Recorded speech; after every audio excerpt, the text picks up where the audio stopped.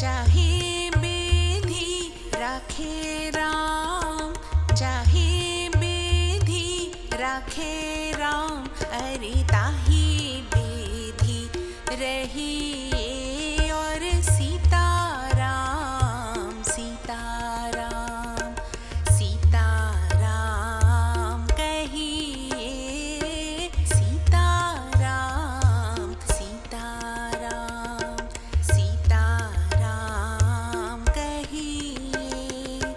जाहि विधि राखे राम, ताहि विधि रही और सीताराम, सीताराम, सीताराम कहिए। भारत माता और हिसाली वाली मैया को मेरा प्रणाम। पावन चिंतनधारा आश्रम की ओर से सभी को जय श्री राम। श्री वाल्मीकि कृत रामायण एक धार्मिक ऐतिहासिक महाकाव्य में मैं अयोध्या कांड का भक्ति भाव से पठन करती हूँ। निवेदन है कि आप भी श्रद्धा भाव से इसका श्रवण करें। ओम श्री गणेशाय नमः। ओम श्री सरस्वते नमः। ओम श्री हनुमते नमः। ओम श्री गुरुवे नमः। श्री सियावर राम शरणागतम्।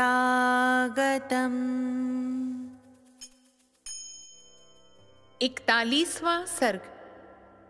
श्री राम के वन गमन से रनवास की स्त्रियों का विलाप तथा नगर निवासियों की शोकाकुल अवस्था। पुरुष सिंह श्री राम ने माताओं सहित पिता के लिए दूर से ही हाथ जोड़ रखे थे। उसी अवस्था में जब वे रथ द्वारा नगर से बाहर निकलने लगे, उस समय रनवास की रानियों में बड़ा हाहाकार मच गया। वे रोती हुई कहने लगीं, हाय जो हम अनाथ, दुर्बल और शोचनीय जनों की गति, सब सुखों की प्राप्ति कराने वाले और शरण समस्त आपत्तियों से रक्षा करने वाले थे। वे हमारे नाथ, मनोरथ पूर्ण करने वाले श्री राम कहाँ चले जा रहे हैं? जो किसी के द्वारा झूठा कलंक लगाए जाने पर भी क्रोध नहीं करते थे, क्रोध दिलाने वाली बातें नहीं कहते थे और रूठे हुए सभी लोगों को मनाकर प्रसन्न कर लेते थे, वे दूसरों के दुख में संवेदना प्रकट करने वाले राम कहाँ जा रहे हैं? जो महातेजस्वी महात्मा श्री राम अपनी माता कौसल्या के साथ जैसा बर्ताव करते थे, वैसा ही बर्ताव हमारे साथ भी करते थे, वे कहाँ चले जा रहे हैं? कैकेयी के द्वारा क्लेश में डाले गए महाराज के वन जाने के लिए कहने पर हम लोगों की अथवा समस्त जगत की रक्षा करने वाले श्री रघुवीर कहाँ चले जा रहे हैं? अहो, ये राजा बड़े बुद्धिहीन हैं, जो कि जीव जगत के आश्रयभूत धर्मपरायण सत्यव्रती श्री राम को वनवास के लिए देश निकाला दे रहे हैं। इस प्रकार वे सब की सब रानियां बछड़ों से बिछड़ी हुई गौओं की तरह दुख से आर्त होकर रोने और उच्च स्वर से क्रंदन करने लगी। अंतःपुर में वह घोर आर्तनाद सुनकर पुत्र शोक से संतप्त हुए महाराज दशरथ बहुत दुखी हो गए।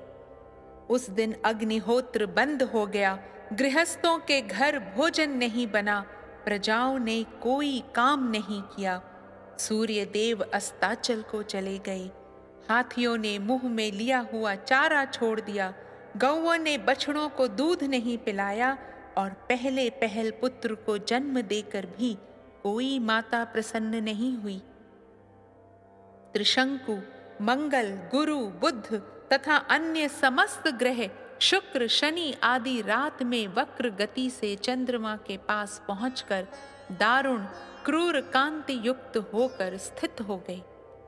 नक्षत्रों की कांति फीकी पड़ गई और ग्रह निस्तेज हो गए। वे सब के सब आकाश में विपरीत मार्ग पर स्थित हो धूमाच्छन्न प्रतीत हो रहे थे। आकाश में छाई हुई मेघमाला वायु के वेग से उमड़े हुए समुद्र के समान प्रतीत होती थी। श्री राम के वन को जाते समय वह सारा नगर जोर जोर से हिलने लगा। वहां भूकंप आ गया। समस्त दिशाएं व्याकुल हो उठी। उनमें अंधकार सा छा गया। न कोई ग्रह प्रकाशित होता था, न नक्षत्र। सहसा सारे नागरिक दीन दशा को प्राप्त हो गए। किसी ने भी आहार या विहार में मन नहीं लगाया। अयोध्या वासी सब लोग शोक परंपरा से संतप्त हो निरंतर लंबी सांस खींचते हुए राजा दशरथ को कोसने लगे। सड़क पर निकला हुआ कोई भी मनुष्य प्रसन्न नहीं दिखाई देता था। सबका मुख आंसुओं से भीगा हुआ था और सभी शोक मग्न हो रहे थे। शीतल वायु नहीं चलती थी। चंद्रमा सौम्य नहीं दिखाई देता था। सूर्य भी जगत को उचित मात्रा में ताप या प्रकाश नहीं दे रहा था। सारा संसार ही व्याकुल हो उठा था। बालक माँ बाप को भूल गए। पतियों को स्त्रियों की याद नहीं आती थी और भाई भाई का स्मरण नहीं करते थे। सभी सब कुछ छोड़कर केवल श्री राम का ही चिंतन करने लगे। जो श्री राम के मित्र थे वे सब तो और भी अपनी सुध बुध खो बैठे थे। शोक के भार से आक्रांत होने के कारण वे रात में सोए तक नहीं। इस प्रकार सारी अयोध्यापुरी श्री राम से रहित होकर भय और शोक से प्रज्वलित सी होकर उसी प्रकार घोर हलचल में पड़ गई जैसे देवराज इंद्र से रहित हुई मेरु पर्वत सहित यह पृथ्वी डगमगाने लगती है। हाथी घोड़े और सैनिकों सहित उस नगरी में भयंकर आर्तनाद होने लगा। इस प्रकार श्री वाल्मीकि निर्मित आर्ष रामायण आदि काव्य के अयोध्या कांड में 41वां सर्ग पूरा हुआ। राम रामेति रामेति रमे रामे मनोरमे सहस्र नाम ततुल्यम राम नाम वरानने। 42वां सर्ग राजा दशरथ का पृथ्वी पर गिरना, श्री राम के लिए विलाप करना, कैकई को अपने पास आने से मना करना और उसे त्याग देना, कौसल्या और सेवकों की सहायता से उनका कौसल्या के भवन में आना और वहां भी श्री राम के लिए दुख का ही अनुभव करना। वन की ओर जाते हुए श्री राम के रथ की धूल जब तक दिखाई देती रही तब तक इक्ष्वाकु वंश के स्वामी राजा दशरथ ने उधर से अपनी आंखें नहीं हटाईं। वे महाराज अपने अत्यंत धार्मिक प्रिय पुत्र को जब तक देखते रहे तब तक पुत्र को देखने के लिए उनका शरीर मानो पृथ्वी पर बढ़ रहा था। वे ऊंचे उठ उठकर उनकी ओर निहार रहे थे। जब राजा को श्री राम के रथ की धूल भी नहीं दिखाई देने लगी तब वे अत्यंत आर्त और विषादग्रस्त हो पृथ्वी पर गिर पड़े। उस समय उन्हें सहारा देने के लिए उनकी धर्म पत्नी कौसल्या देवी दाहिनी बाह के पास आई और सुंदरी कैकई उनके वाम भाग में जा पहुंची। कैकई को देखते ही नय विनय और धर्म से संपन्न राजा दशरथ की समस्त इंद्रियां व्यथित हो उठीं। वे बोल उठे, पाप पूर्ण विचार रखने वाली कैकई, तू मेरे अंगों का स्पर्श न कर। मैं तुझे देखना नहीं चाहता। तू न तो मेरी भार्या है और न बांधवी। जो तेरा आश्रय लेकर जीवन निर्वाह करते हैं मैं उनका स्वामी नहीं हूं और वे मेरे परिजन नहीं हैं। तूने केवल धन में आसक्त होकर धर्म का त्याग किया है, इसलिए मैं तेरा परित्याग करता हूं। मैंने जो तेरा पाणी ग्रहण किया है और तुझे साथ लेकर अग्नि की परिक्रमा की है, तेरे साथ का वह सारा संबंध इस लोक और परलोक के लिए भी त्याग देता हूं। तेरा पुत्र भरत भी यदि इस विघ्न बाधा से रहित राज्य को पाकर प्रसन्न हो तो वह मेरे लिए श्राद्ध में जो कुछ पिंड या जल आदि दान करे वह मुझे प्राप्त न हो। तदनंतर शोक से कातर हुई कौसल्या देवी उस समय धरती पर लौटने के कारण धूल से व्याप्त हुए महाराज को उठाकर उनके साथ राजभवन की ओर लौटी। जैसे कोई जानबूझकर स्वेच्छापूर्वक ब्राह्मण की हत्या कर डाले अथवा हाथ से प्रज्वलित अग्नि का स्पर्श कर ले और ऐसा करके संतप्त होता रहे, उसी प्रकार धर्मात्मा राजा दशरथ अपने ही दिए हुए वरदान के कारण वन में गए हुए श्री राम का चिंतन करके अनुतप्त हो रहे थे। राजा दशरथ बारंबार पीछे लौटकर रथ के मार्गों पर देखने का कष्ट उठाते थे। उस समय उनका रूप राहुग्रस्त सूर्य की भांति अधिक शोभा नहीं पाता था। वे अपने प्रिय पुत्र का बारंबार स्मरण करके दुख से आतुर हो विलाप करने लगे। वे बेटे को नगर की सीमा पर पहुंचा हुआ समझकर इस प्रकार कहने लगे, हाय मेरे पुत्र को वन की ओर ले जाते हुए श्रेष्ठ वाहनों घोड़ों के पदचिन्ह तो मार्ग में दिखाई देते हैं, परंतु उन महात्मा श्री राम का दर्शन नहीं हो रहा है। जो मेरे श्रेष्ठ पुत्र श्री राम चंदन से चर्चित हो तकियों का सहारा लेकर उत्तम शैयाओं पर सुख से सोते थे और उत्तम अलंकारों से विभूषित सुंदरी स्त्रियां जिन्हें व्यजन डुलाती थीं, वे निश्चय ही आज कहीं वृक्ष की जड़ का आश्रय ले अथवा किसी काठ या पत्थर को सिर के नीचे रखकर भूमि पर ही शयन करेंगे। फिर अंगों में धूल लपेटे दीन की भांति लंबी सांस खींचते हुए वे उस शयन भूमि से उसी प्रकार उठेंगे जैसे किसी झरने के पास से गजराज उठता है। निश्चय ही वन में रहने वाले मनुष्य लोकनाथ महाबाहु श्री राम को वहां से अनाथ की भांति उठकर जाते हुए देखेंगे। जो सदा सुख भोगने के ही योग्य हैं, वह जनक की प्यारी पुत्री सीता आज अवश्य ही कांटों पर पैर पड़ने से व्यथा का अनुभव करती हुई वन को जाएगी। वह वन के कष्टों से अनभिज्ञ है। वहां व्याघ्र आदि हिंसक जंतुओं का गंभीर तथा रोमांचकारी गर्जन तर्जन सुनकर निश्चय ही भयभीत हो जाएगी। अरे कैकई, तू अपनी कामना सफल कर ले और विधवा होकर राज्य भोग। मैं पुरुष सिंह श्री राम के बिना जीवित नहीं रह सकता। इस प्रकार विलाप करते हुए राजा दशरथ ने मरघट से नहाकर आए हुए पुरुष की भांति मनुष्यों की भारी भीड़ से घिरकर अपने शोकपूर्ण उत्तम भवन में प्रवेश किया। उन्होंने देखा अयोध्यापुरी के प्रत्येक घर का बाहरी चबूतरा और भीतरी भाग भी सूना हो रहा है, क्योंकि उन घरों के सब लोग श्री राम के पीछे चले गए थे। बाजार हाट बंद है।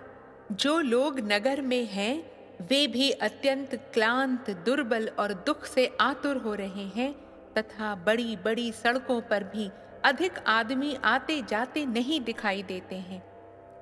सारे नगर की यह अवस्था देखकर श्री राम के लिए ही चिंता और विलाप करते हुए राजा उसी तरह महल के भीतर गए जैसे सूर्य मेघों की घटा में छिप जाते हैं।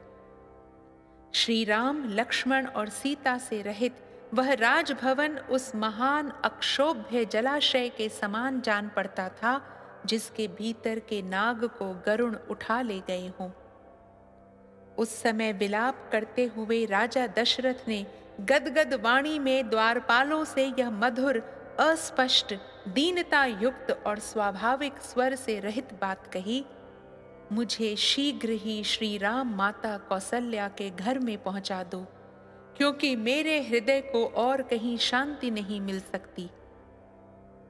ऐसी बात कहते हुए राजा दशरथ को द्वारपालों ने बड़ी विनय के साथ रानी कौसल्या के भवन में पहुंचाया और पलंग पर सुला दिया। वहां कौसल्या के भवन में प्रवेश करके पलंग पर आरूढ़ हो जाने पर भी राजा दशरथ का मन चंचल एवं मलिन ही रहा। दोनों पुत्र और पुत्र वधू सीता से रहित वह भवन राजा को चंद्रहीन आकाश की भांति श्रीहीन दिखाई देने लगा। उसे देखकर पराक्रमी महाराज ने एक बांह ऊपर उठाकर उच्च स्वर से विलाप करते हुए कहा, हा राम, तुम हम दोनों माता पिता को त्याग दे रहे हो। जो नर श्रेष्ठ 14 वर्षों की अवधि तक जीवित रहेंगे और अयोध्या में पुनः लौटे हुए श्री राम को हृदय से लगाकर देखेंगे, वे ही वास्तव में सुखी होंगे। तदनंतर अपनी काल रात्रि के समान वह रात्रि आने पर राजा दशरथ ने आधी रात होने पर कौसल्या से इस प्रकार कहा, कौसल्ये, मेरी दृष्टि श्री राम के ही साथ चली गई और वह अब तक नहीं लौटी है, अतः मैं तुम्हें देख नहीं पाता हूँ। एक बार अपने हाथ से मेरे शरीर का स्पर्श तो करो। शैया पर पड़े हुए महाराज दशरथ को श्री राम का ही चिंतन करते और लंबी सांस खींचते देख देवी कौसल्या अत्यंत व्यथित हो उनके पास आ बैठी और बड़े कष्ट से विलाप करने लगी। इस प्रकार श्री वाल्मीकि निर्मित आर्ष रामायण आदि काव्य के अयोध्या कांड में 42वां सर्ग पूरा हुआ। राम रामेति रामेति रमे रामे मनोरमे सहस्रनाम ततुल्यम राम नाम वरानने। 43वां सर्ग महारानी कौसल्या का विलाप। शैया पर पड़े हुए राजा को पुत्र शोक से व्याकुल देख पुत्र के ही शोक से पीड़ित हुई कौसल्या ने उन महाराज से कहा, नरश्रेष्ठ श्री राम पर अपना विष उड़ेल कर टेढ़ी चाल से चलने वाली कैकई केचुल छोड़कर नूतन शरीर से प्रकट हुई सर्पणी की भांति अब स्वच्छंद विचरेगी। जैसे घर में रहने वाला दुष्ट सर्प बारंबार भय देता रहता है, उसी प्रकार श्री रामचंद्र को वनवास देकर सफल मनोरथ हुई सुभगा कैकई सदा सावधान होकर मुझे त्रास देती रहेगी। यदि श्री राम इस नगर में भीख मांगते हुए भी घर में रहते अथवा मेरे पुत्र को कैकई का दास भी बना दिया गया होता, तो वैसा वरदान मुझे भी अभीष्ट होता, क्योंकि उस दशा में मुझे भी श्री राम का दर्शन होता रहता। श्री राम के वनवास का वरदान तो कैकई ने मुझे दुख देने के लिए ही मांगा है। कैकई ने अपनी इच्छा के अनुसार श्री राम को उनके स्थान से भ्रष्ट करके वैसा ही किया है, जैसे किसी अग्निहोत्री ने पर्व के दिन देवताओं को उनके भाग से वंचित करके राक्षसों को वह भाग अर्पित कर दिया हो। गजराज के समान मंद गति से चलने वाले वीर महाबाहु धनुर्धर श्री राम निश्चय ही अपनी पत्नी और लक्ष्मण के साथ वन में प्रवेश कर रहे होंगे। महाराज, जिन्होंने जीवन में कभी दुख नहीं देखे थे, उन श्री राम, लक्ष्मण और सीता को आपने कैकई की बातों में आकर वन में भेज दिया। अब उन बेचारों की वनवास के कष्ट भोगने के सिवा और क्या अवस्था होगी। रत्न तुल्य उत्तम वस्तुओं से वंचित वे तीनों तरुण सुख रूप फल भोगने के समय घर से निकाल दिए गए। अब वे बेचारे फल मूल का भोजन करके कैसे रह सकेंगे? क्या अब फिर मेरे शोक को नष्ट करने वाला वह शुभ समय आएगा जब मैं सीता और लक्ष्मण के साथ वन से लौटे हुए श्री राम को देखूंगी? कब वह शुभ अवसर प्राप्त होगा जबकि वीर श्री राम और लक्ष्मण वन से लौट आए? यह सुनते ही यशस्विनी अयोध्यापुरी के सब लोग हर्ष से उल्लसित हो उठेंगे और घर घर फहराए गए ऊंचे ऊंचे ध्वज समूह पुरी की शोभा बढ़ाने लगेंगे। नर श्रेष्ठ श्री राम और लक्ष्मण को पुनः वन से आया हुआ देख यह अयोध्यापुरी पूर्णिमा के उमड़ते हुए समुद्र की भांति कब हर्षोल्लास से परिपूर्ण होगी। जैसे सांड गाय को आगे करके चलता है, उसी प्रकार वीर महाबाहु श्री राम रथ पर सीता को आगे करके कब अयोध्यापुरी में प्रवेश करेंगे? कब यहाँ के सहस्रों मनुष्य पुरी में प्रवेश करते और राजमार्ग पर चलते हुए मेरे दोनों शत्रु दमन पुत्रों पर लावा खील की वर्षा करेंगे? उत्तम आयुध एवं खड्ग लिए शिखर युक्त पर्वतों के समान प्रतीत होने वाले श्री राम और लक्ष्मण सुंदर कुंडलों से अलंकृत हो कब अयोध्यापुरी में प्रवेश करते हुए मेरे नेत्रों के समक्ष प्रकट होंगे? कब ब्राह्मणों की कन्याएं हर्ष पूर्वक फूल और फल अर्पण करती हुई अयोध्यापुरी की परिक्रमा करेंगी? कब ज्ञान में बढ़े चढ़े और अवस्था में देवताओं के समान तेजस्वी धर्मात्मा श्री राम उत्तम वर्षा की भांति जन समुदाय का लालन करते हुए यहाँ पधारेंगे? वीर, इसमें संदेह नहीं कि पूर्व जन्म में मुझ नीच आचार विचार वाली नारी ने बछड़ों के दूध पीने के लिए उद्यत होते ही उनकी माताओं के स्तन काट दिए होंगे। पुरुष सिंह जैसे किसी सिंह ने छोटे से बछड़े वाली वत्सला गौ को बलपूर्वक बछड़े से हीन कर दिया हो, उसी प्रकार कैकई ने मुझे बलात् अपने बेटे से विलग कर दिया है। जो उत्तम गुणों से युक्त और संपूर्ण शास्त्रों में प्रवीण है, उन अपने पुत्र श्री राम के बिना मैं इकलौते बेटे वाली मां जीवित नहीं रह सकती। अब प्यारे पुत्र श्री राम और महाबली लक्ष्मण को देखे बिना मुझ में जीवित रहने की कुछ भी शक्ति नहीं है। जैसे ग्रीष्म ऋतु में उत्कृष्ट प्रभा वाले भगवान सूर्य अपनी किरणों द्वारा इस पृथ्वी को अधिक ताप देते हैं, उसी प्रकार यह पुत्र शोक जनित महान अहितकारक अग्नि आज मुझे जलाए दे रही है। इस प्रकार श्री वाल्मीकि निर्मित आर्ष रामायण आदि काव्य के अयोध्या कांड में 43वां सर्ग पूरा हुआ। राम रामेति रामेति रमे रामे मनोरमे सहस्रनाम ततुल्यम राम नाम वरानने। दशरथ